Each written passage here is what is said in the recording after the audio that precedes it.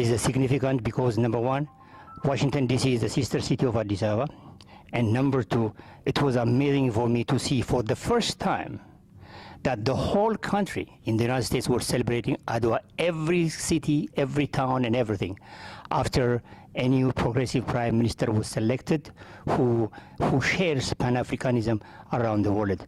So I'm going to let first Professor Dr. Danyacho to give you some background about the Battle of ADWA, why it's significant, and why he's here. He, after this meeting, he's going to be speaking to another location. Thank you so much. Dr. Danyacho. Thank you very much. The Battle of ADWA took place as a result of Italy's aggressive colonialist adventure after seizing the northern territory, which they called Eritrea at that time. The Italians were massing troops, and in order to fulfill their colonial objective, they naturally prepared a massive attack against Ethiopia. And Emperor Menelik was very wise, and he knew they were coming, and he also made a lot of preparations, right? After solving the logistical nightmares and all that, he confronted the Italian colonial army, and in less than 4 hours, the army of General Baratieri was completely decimated. And the battle was intense, short, and it ended up in the victory of Ethiopians. And the significance of that battle is naturally, of course, it was a victory for the entire black population all over the world. All right, it was a struggle unto death between a white man and a black man. If you're a poet, you can put it that way. And the colonial adventure was literally stopped by Menelik's victory. That's what we're celebrating today, right? Well, thank you, Professor. I'm Frank Smith, and I'm the founding director of the African American Civil War Museum here in Washington, D.C. And we sit here today as we honor and pay tribute to ADWA Day. We also pay tribute to the African American soldiers who are represented behind us here, 2 of them in uniform, and throughout this exhibit, because this is the first time in the United States of America that formerly enslaved people get a chance to put on a Union uniform, walk out on the battlefield, as Frederick Douglass says, with bullets in their pockets and rifles on their shoulders, and they really fight their way to freedom, literally. 150,000 of them were enslaved when the war started, so they literally fight their way to freedom. And at the end of the war, the United States is really reinvented as a new country where no slavery exists because the 13th Amendment has abolished slavery, where African Americans are citizens.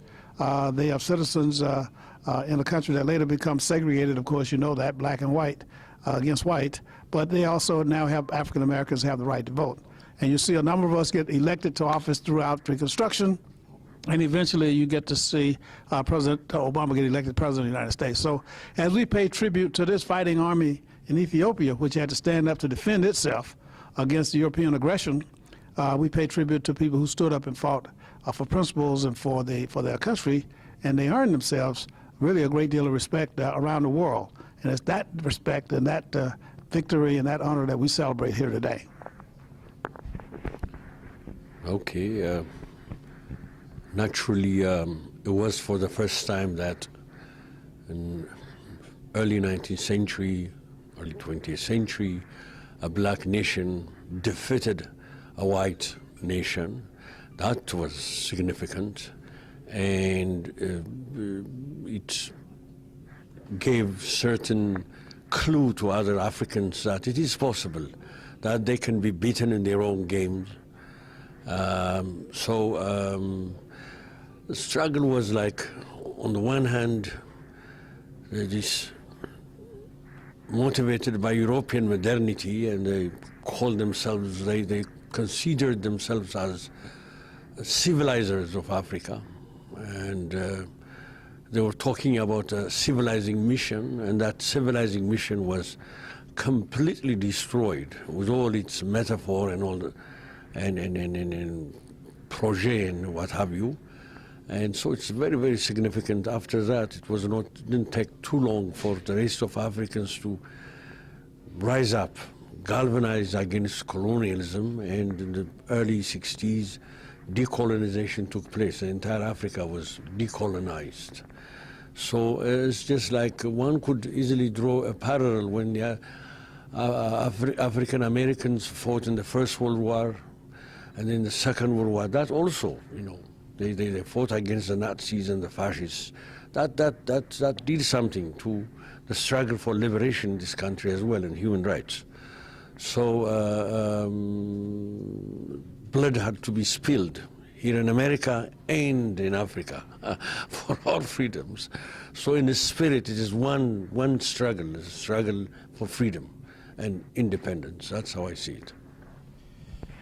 Well, and also I think there's one other thing we have to add too, and that is that European colonization of the African community, let's stick with the continent for a moment, of the African community is rather notorious in history. Most people know that. We know about Rhodesia in the southern part of Africa, and of course about South Africa, where the whole southern part of the continent is actually subject to apartheid, where whites cordon off all the good parts of town and tell black people they're not citizens of that part of the town, and that if they want to travel, they need a passport to travel in their own country. And so this is, when you start thinking about the hideous nature of racism and white supremacy, it is important, I think, to note not only that Europe, and then there's Europe's children who settled here in the United States and formed this country. These are all children of Europe, mostly England, who formed the United States. They brought that with them, that sense of white supremacy, and of course it was never more violently exercised than during the days of slavery, during the years of slavery, 250 years almost of slavery, where African Americans' labor was stolen from them. And while they were still in our labor, they were still in the continent from Africa. They were still in all the natural resources, the oil and the diamonds and the gold and all that stuff, and just really taking advantage of them, primarily with their military might. And I think that's really something that we have to ponder all of the time. That we've and today we still haven't seen yet. I want to say two things here. One, we have not seen an African country rise up to the point where it competes at that level of power and military power and might that the Europeans have, and so they still basically have a stranglehold over us. And secondly, we've not been able to develop any kind of real, what I call direct economic relationships between the African American community, which is probably the richest, most educated community in the world, which could be a market for these goods and products that are coming out of Africa. But we don't have any real tangible relationships between them, because every time you try to do something, the State Department gets in the way and knocks. As Bob Marley says, every time I plant a seed, they say kill it before it sprouts.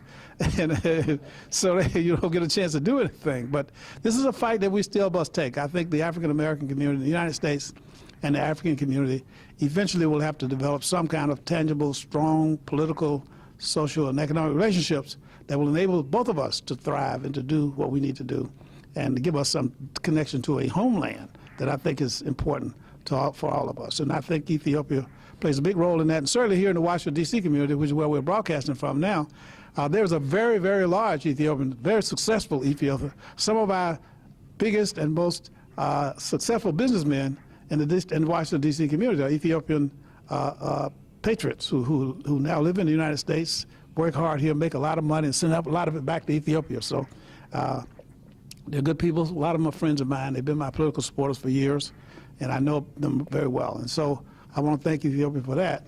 I'm sure that's important to you back home, and I want to thank you for all the culture you bring here to the United States. Thank you. Well, the doctor made a very, very important point.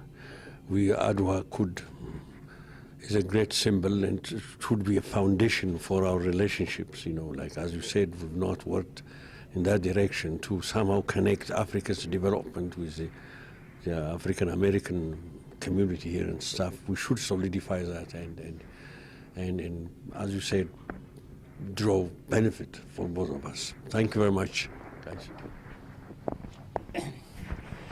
Once again, this is Tamrat Madan from Little Ethiopia. I'd like to say thank you so much for Dr. Frank Smith. He has been a great help for us. We first started the wreath laying ceremony in 2007 in commemoration of the Ethiopian Millennium. Since then, he has opened up his door for us to do every year. And we appreciate for his time and for his encouragement and for his friendship for Ethiopia. And I wish, Professor, you are invited a guest today at a very important event in Silver Spring. And I hope people learn from what has happened yesterday, that the whole nation, Ethiopia, has been amazingly celebrating for the first time the ADWA. It's never been like that. So thanks very much. So, my name is Tamrat Madan from Little Ethiopia. I'm here with the founder and the CEO of the African American Civil War, Dr. Frank Smith, and our honoree today, Miss Ernestine Martin Wyatt, great grandniece of Harriet Tubman, Rose Tubman. We are sitting in Washington, D.C., the capital city of the United States, and the sister city of Addis Ababa, Ethiopia. This is the 123rd Pan-African victory of the Battle of ADWA that was won on March 1, 1896. It has got a big historical significance this year because all Ethiopians together came out in big force yesterday and celebrated. It's very unusual in the past, thanks to a new, young, aggressive, progressive Prime Minister, Dr. Abiy Ahmed. So I'm going to let these two African American historians, activists, whatever you call them, have made a lot of impact in the United States, which resonates all over Africa and around the black world. The war that was won in 1896 had a big impact with all over the world. And after 4 years, in 1990, the first Pan-African organization was established. So I'd like to give them a discussion today about, especially Ms. Ernestine Martin, who is very much interested to speak more about her ancestor, and also the Ethiopian Empress Taytu, who fought side by side with her husband, Emperor Menelik, and it was believed that she had her own battalion. So I'm going to give the microphone to the Honorable Dr. Frank Smith. Well, thank you, Tamrat. Welcome to the African American Civil War Museum and to the celebration of this ADWA celebration here in Washington. We identify with this battle because this is one of the few battles where African American armies are given the credit for having fought and won a major battle against a European foe, and in this case, the Italians. So we're happy to be able to join in that. And of course, we represent at the African American Civil War Museum 209,145 African American soldiers who joined the Union Army to fight for their freedom against the Confederates who were trying to save freedom. And so I'm happy to be here today with a great grandniece of one of our heroic leaders in the Civil War, who's going to talk to us a little bit about Harriet Tubman and her role and how we identify more readily with this battle in Ethiopia, which was also led by one of the leaders was a woman warrior. So I'm going to turn it over now to Tina Wyatt, who's going to talk to you a little bit about Harriet Tubman. Thank you, Dr. Smith, and thank you, Tamrat, for inviting me. One thing that Aunt Harriet was, she was courageous, and she was persistent, and she also was a leader. Now, I associate her with the Empress Taitu as a leader and also as a person that could strategize with the military. And also, firstly, let me go back, as an African descendant. Although she was descendant from Ghana, and Empress Taitu was from Ethiopia. They both were African countries. So that's the first relationship that I identified. Secondly, when Aunt Harriet was asked to become a part of the Civil War, she was in Boston, Massachusetts, or some part of the New England states. And having grown up on the eastern shore of Maryland, there were very similar landscape. And those were the things that Aunt Harriet, as a child and as an adult, grew up navigating. So she knew the waterways very well. She also knew how to go about being undetected. She could disguise herself. She can also, she was just very determined. She came back, documented 13 times to liberate other people that were trying to go north, who sought freedom. And she also liberated, at that time, 70 people or more. So the governor knew of her history. He knew that she was an abolitionist. She was a conductor on the Underground Railroad. And she took people, like I said, to freedom. She wasn't a station master. She was a conductor. And so it was her quest to take people to freedom that wanted to go there.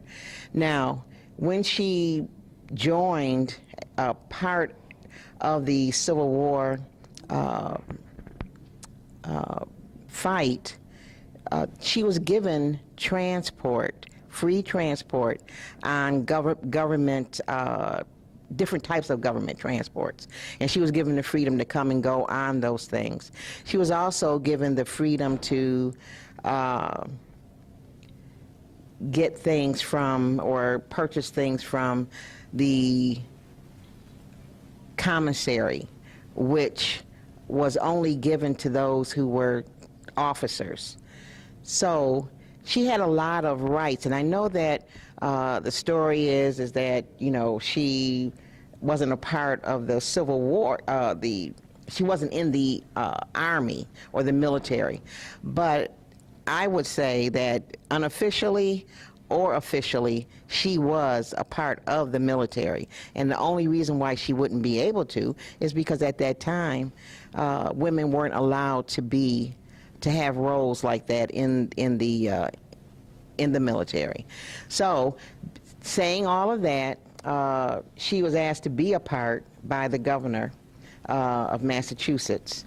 She went forward and went down into Hilton Head and South Carolina and those areas around there. She also is documented very well that she became a scout and a spy.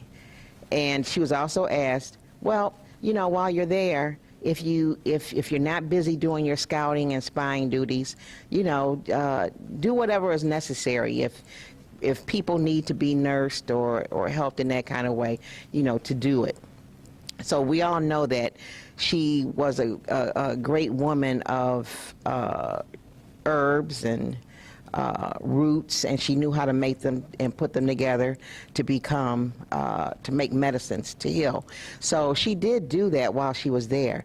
But I think her greatest role was that as a spy, where she would, it was noted in one area that, in a letter, by the way, that by one of the Douglas children to his wife, that, you know, that he saw Harriet there, and she was leading captain of a gang of men. And so what she would do is she traveled the streets undetected, in hiding in plain sight, and would gather this information. And she also analyzed that information and gave it out.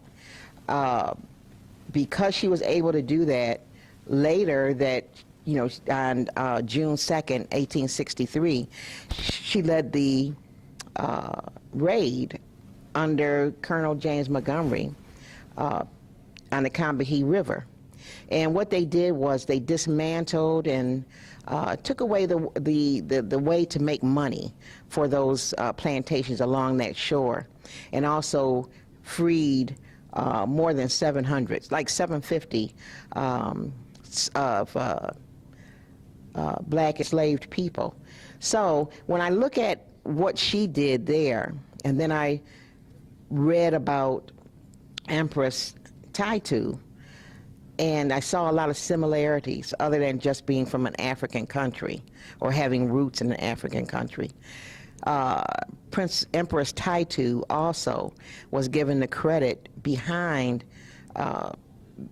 of not allowing the Italian army to attack and colonize Ethiopia.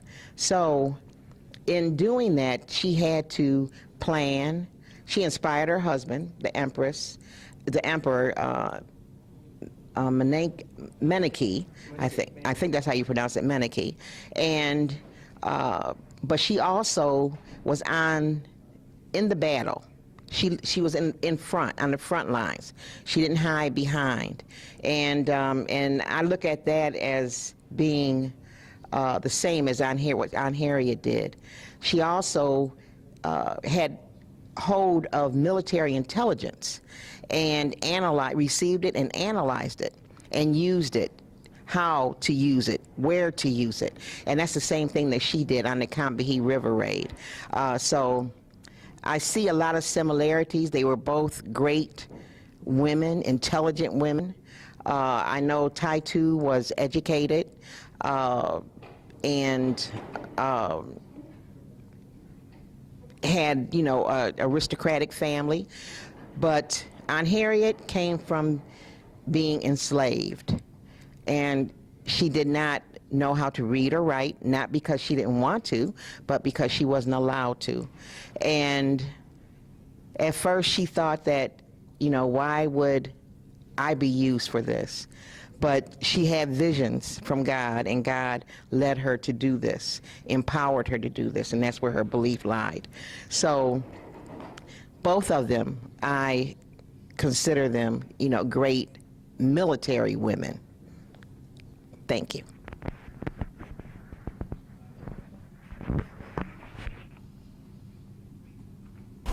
Doctor, would you like to comment how long it took you first to convince African Americans to support you on this, and later the support of other people to come this, because this is an amazing work you have done to showcase the sacrifice African Americans have done.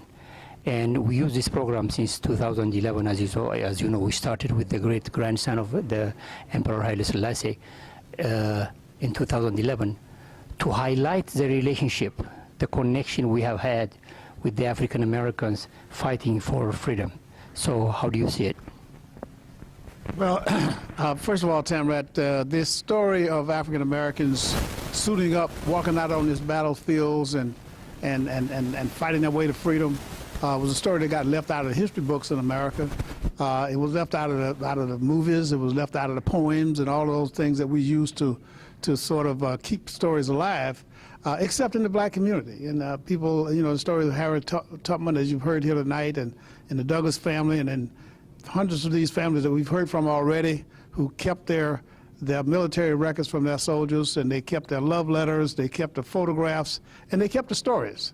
So those were already there. We preserved our own history in our own hearts and our own cabinets and our own suitcases and things like that.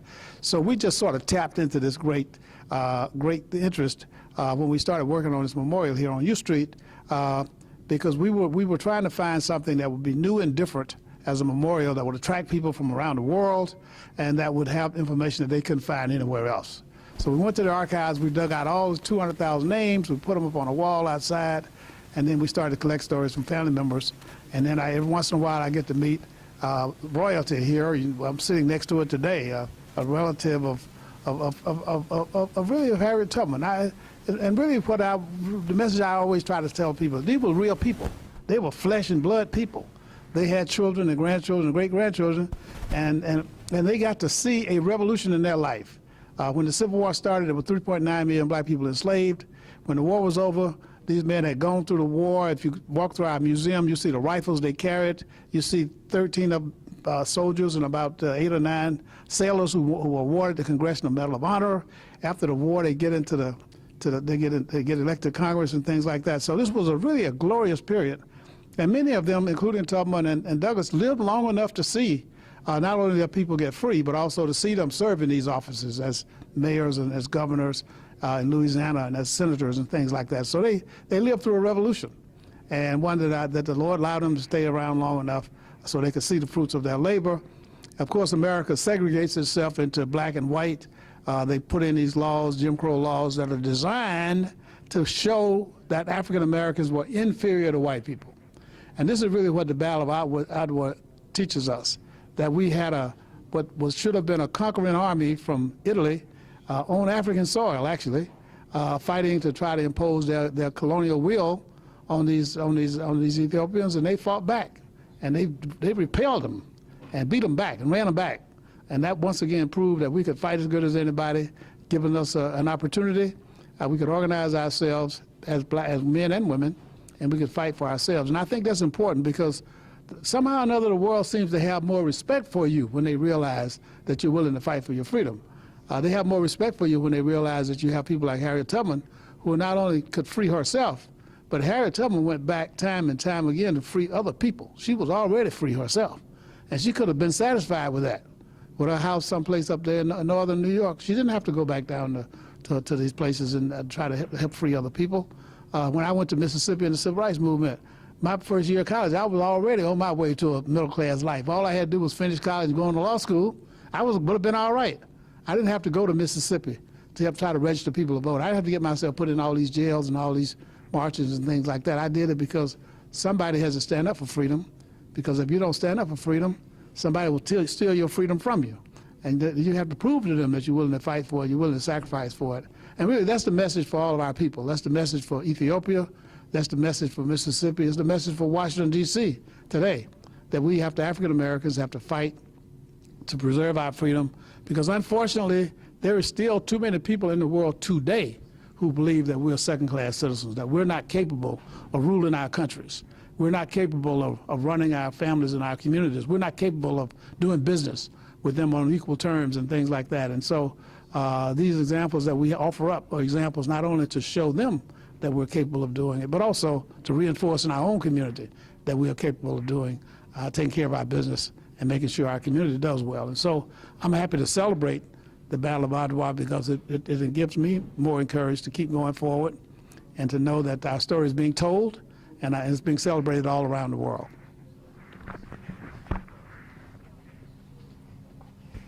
Thank you so much. Would you like to add to his comments? No,